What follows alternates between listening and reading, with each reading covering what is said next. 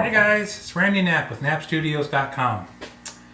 I got an email from a friend today and he said, I've been sourcing some really nice figured woods to make into kaleidoscopes and I'm having trouble drying them.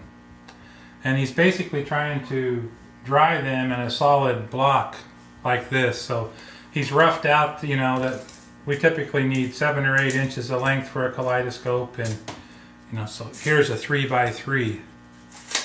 So if this was green wood and I wanted to dry this, I'd wax the ends of it, of course. A 3x3 chunk of wood like this, just air drying, if it's air dried outdoors, it's a guessing game, but the general rule of thumb is one year for each inch of thickness. That's an old, that's a very generalization, but that's outside.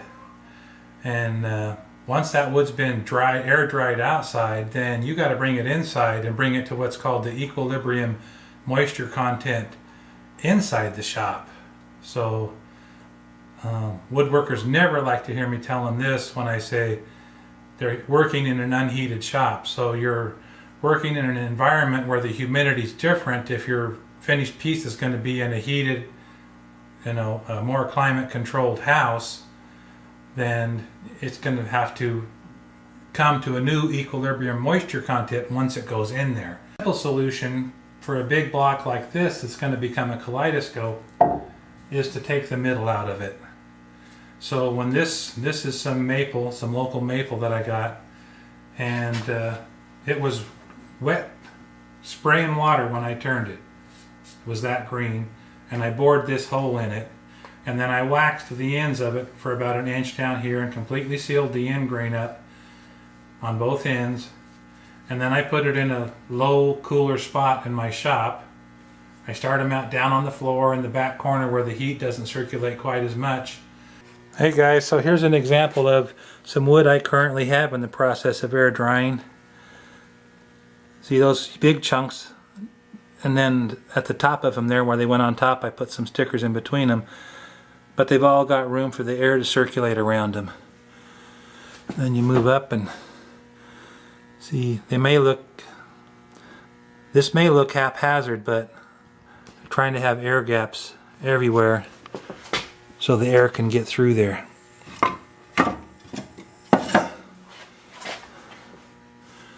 And then here on the next one up, I got all my barrels, and they're standing on end, but they're in a ventilated shelf, so the air can come up through that shelf and up through the barrels. So in another year or so, I'll have a bunch really awesome figured maple I can make into kaleidoscope barrels. I put thermometers with hydrometers in multiple locations all over the shop, and I looked at the humidity. It's always a little cooler here, it's always a little bit more humid here. So for my own self, I know I have kind of my own routine worked out. I'll start them over in the low to the ground and in the cooler spot over by the outside wall, and I'll generally move them until they end up in the super dry racks up top where all the heat lays up there. And there's a significant difference in the heat and the humidity up there than there is down in the lower part of my shop. Here we are down here, and here's where I store them when I want them to come down to a really good dry moisture content. And you can see up there I got my thermometer with my hydrometer on it, so I can keep track of what's happening. Okay, that being said, the reason this works so well is when you take the core out of it, it allows the wood somewhere to move to.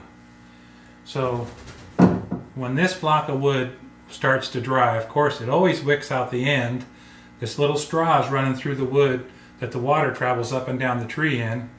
And when you cut the end off and don't treat it with an end sealer, it wicks out the end just for the first inch or so, and then it can't get out no more. So this end dries and shrinks faster than the wood in the middle. And the same applies to the wood around the outside. It is putting off moisture quicker, dries quicker, The middle is still wet and green, stays big. The outside shrinks around the middle, and you get inchecks or you get cracking all the way through the wood. So you put a hole through the middle, you've allowed the wood a place to come down to, you've also allowed a moisture, a way to get out from the other side. So the wax keeps it from running out the ends, the hole allows it to move in on itself, and gives it another way for the moisture to get out from the center of the wood. Great solution for me because I make a lot of kaleidoscopes, and that's why I came up with this way of doing it. So I can show you this wood here it's not even in here for a year. You can probably see that it's egg shaped already, but like right here it's 3 5/8, it's 3 3/4 that way. So it's moved 1/8 of an inch on that hole. On this end it's even more obvious. It's 3 9/16, almost 3 3/4. So this wood now has 1.5 inches. It's just a little under 1.5 inches cross section. The thickest part of it's 1.5 inches. So I'm not in a hurry. My solution to this whole problem is I make my blanks years in advance. And this can sit down here for 2 years. I'm not in no hurry to get to it. So that's what I do. I take my time. It'll start low and slow over there, and then I'll migrate it up here into the warmer, drier area and finish it off up there. Okay, if it's just a board, so a lot of times, like I get the opportunity from the same tree, I got pieces I could make barrels out of, I got pieces I could make risers or pedestal bases out of. So this is just, an offcut, but it's going to be a beautiful piece of wood, or it is a beautiful piece of wood. So on a board like this, I just wax just the ends. But when it goes in the pile, it's got stickers, spacers in between it so that the air can freely circulate around it. So this one, it's 2 inches thick up here. I fully expect that to be 2 years before that's ready to be made into something. Okay, so let's go to the extreme. I'm not sure if this will ever get dry.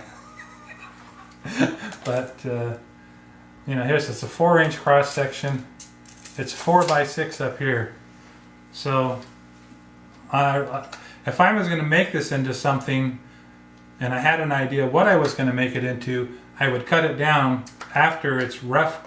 I let it dry in here and get rid of the super excess moisture. Then I might cut this down to thinner pieces, and I would then again let them come to equilibrium moisture content, which could take months or years depending upon what I'm doing. But this chunk being 4 inches thick, it's going to be at least 4 or 5 years before it would ever be dry inside. And that's inside my heated shop, guys. If this was outside in your shed in the summertime and in the wintertime, those humidity and moisture conditions, the changes in there, they're hard on it. So woodworkers don't want to hear it, but if you're air drying it yourself, it takes a long time to get it down. The thicker it is, the longer it takes. The super bonus of air dried wood is you get all the color. The color hasn't been steamed out of it. But once this wood has been dried, then you got to go back and re-straighten it out. See? So it goes where it wants to go as it dries down. This wood's been air dried for, I think, Cousin Ira gave this to me. Thanks, Cousin Ira. I think it was air dried for at least 3 years. But I'll have it in here for at least 3 or 4 months before I'll make it into something. So, some of the common applications where you see this in everyday real use is if you're going to get a hardwood floor put in your house, the guys that are really good at it bring all the hardwood in, sticker it up, and let it set in the house and come to the equilibrium moisture content of the house. And then they lay the floor, because they don't want to lay the floor and have it shrink up and create more cracks in it, larger cracks than it has to, because it wasn't at the equilibrium moisture content. So, hope that helps you. If you're trying to air dry some wood yourself, wax the ends, sticker it. Maybe I'm not being clear on what stickering is, but you know, stickering would be like have it sitting up on stuff like that. Some small, you know, it don't have to be that big, but you sticker it so the air can circulate around it, and then be patient and wait. Okay. Oh, and the other thing I was going to show you is this is the wax that I use. It's Anchor Seal. It's like paint. You just paint it on and it dries to wax. Super easy to work with and really nice. So the process that I use for drying these kaleidoscope barrels is the exact same process that a wood turner uses when he's making a bowl. They turn the bowl from a green log, and you know, there's 100 variations there. Some people will put it in a bag of sawdust. The list goes on, but I used to turn quite a few bowls, and what I did was turn them about an inch of thickness, and then I would wax just the end grains of that bowl and put them down in a cool spot and slowly migrate them up to a warm, dry spot. So same process, just applied to a tube instead of a dish. All right, hope that helps some of you guys do something fun. See you later.